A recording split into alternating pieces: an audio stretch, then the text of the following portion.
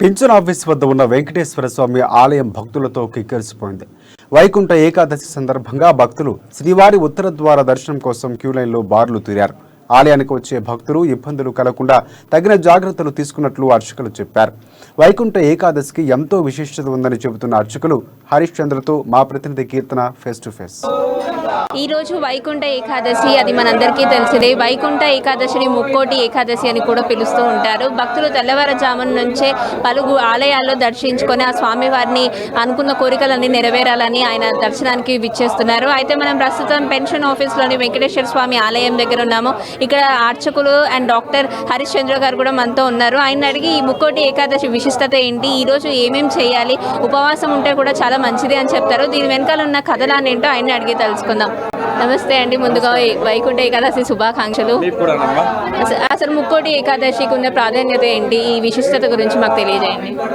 ముక్కోటి ఏకాదశి, వైకుంఠ ఏకాదశి ఈ రోజుకున్నటువంటి ప్రత్యేకత ఏమి అంటే, పూర్వము మురాసురుడు అని ఒక రాక్షసుడు దేవతలని బాధించాడనమాట.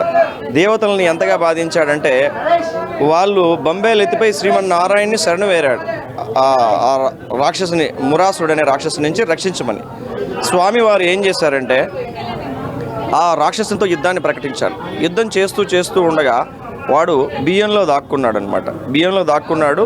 ఆ తర్వాత ఏకాదశి అనే తిథి సమయానికి ఆ మురాసురుడు అనే రాక్షసుని స్వామివారు వధించారు కాబట్టి వాడు బియ్యంలో దాక్కున్నందున చాలామంది బియ్యంతో చేసినటువంటి పదార్థాలు తీసుకోకూడదు అని అంటారు. మరో అద్భుతమైన విషయం ఏమి అంటే, స్వామివారు అప్పటి వరకు యుద్ధం చేసినందుకు గాను, స్వామివారు యుద్ధం చేసి అలసిపోయినందుకు గాను ఉత్తర ద్వారం, అంటే ఉత్తర ద్వారం నుంచి స్వామివారిని ఎవరైతే దర్శించుకుంటారో వాళ్ళకి అత్యంత పుణ్యం కలుగుతుందని చెప్పేసి ముక్కోటి దేవతలు ఉత్తర ద్వారం నుంచి వచ్చి దర్శనం చేసుకుంటారు కాబట్టి ముక్కోటి ఏకాదశి అని, తర్వాత ఆయన వైకుంఠంలో ఉంటాడు కాబట్టి వైకుంఠ ఏకాదశిని మనం చెప్పుకుంటూ ఉంటాం. ఇది దీనికి ఉన్నటువంటి ప్రత్యేకత. మరి సంవత్సరంలో వచ్చే అన్ని ఏకాదశులకి ఏకాదశి వ్రతం అని ఒకటి ఉంది. ఏకాదశి వ్రతం సంవత్సరంలో వచ్చే అన్ని ఏకాదశులు వ్రతం చేయకపోయినా ఈ ఒక్కరోజు ఉపవాసం ఉండి స్వామివారిని అర్చించి ఆ ద్వాదశి రోజున ప్రసాదం తీసుకున్నట్లయితే ఆ తత్ఫలితం పొందుతారనేసి శాస్త్రం చెబుతుందన్నమాట. ఇది వైకుంఠ ఏకాదశికి ఉన్నటువంటి ప్రత్యేకత. అంటే దేవతల ద్వారా ఈరోజు మహావిష్ణువు భూమిపైకి వస్తారు అని చెప్పి అప్పటి పురాణాలు కూడా చెప్పాయి.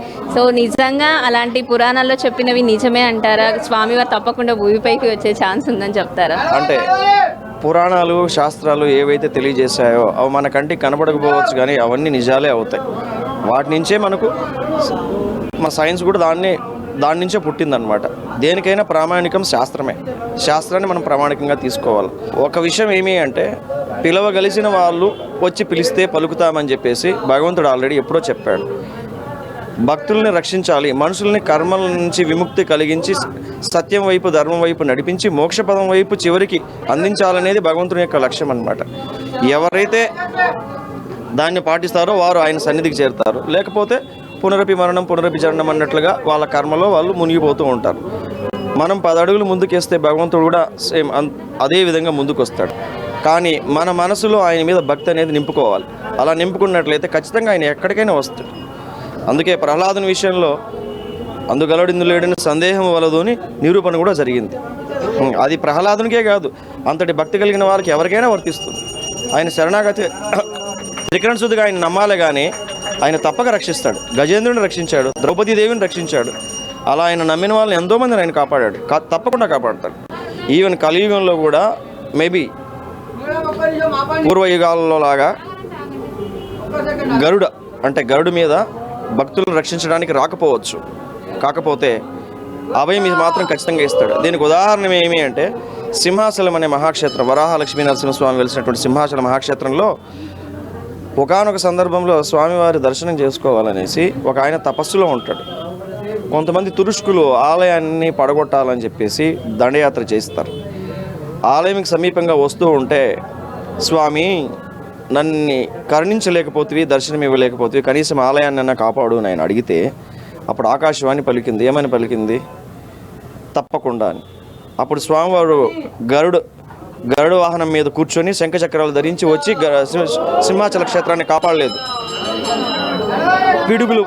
పిడుగులతో కూడిన, వడగండ్లతో కూడిన వర్షం కురిసి కొండ చర్యలు విరిగి ఆ సైనికుల మీద పడి వాళ్ళు చనిపోయి భయభ్రాంతులై వెళ్ళిపోయారు. అంటే అటు యుగధర్మాన్ని రక్షిస్తూ యుగధర్మాన్ని స్వామి పాటిస్తూ ఇలా రక్షిస్తారనమాట.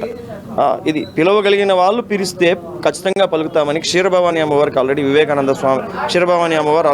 స్వామికి తెలియజేశారు. అలా పిలవగలిగిన వారు మనసవాచ కర్ణ త్రికరణ శుద్ధిగా వాళ్ళే సర్వమని నమ్మిన వాళ్ళకి ఖచ్చితంగా కరుణిస్తారు. అందులో ఏమాత్రం సందేహం లేదు.